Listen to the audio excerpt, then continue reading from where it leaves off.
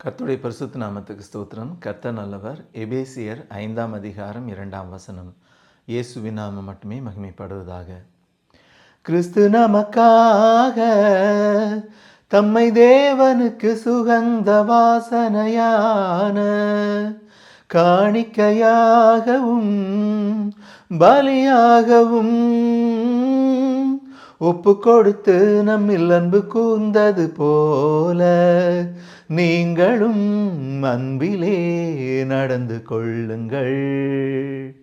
கிறிஸ்து நமக்காக தம்மை தேவனுக்கு சுகந்த வாசனையான காணிக்கையாகவும் பலியாகவும் ஒப்பு கொடுத்து நம்மில் அன்பு கூர்ந்தது போல நீங்களும் அன்பிலே நடந்து கொள்ளுங்கள். கர்த்தர் நல்லவர்.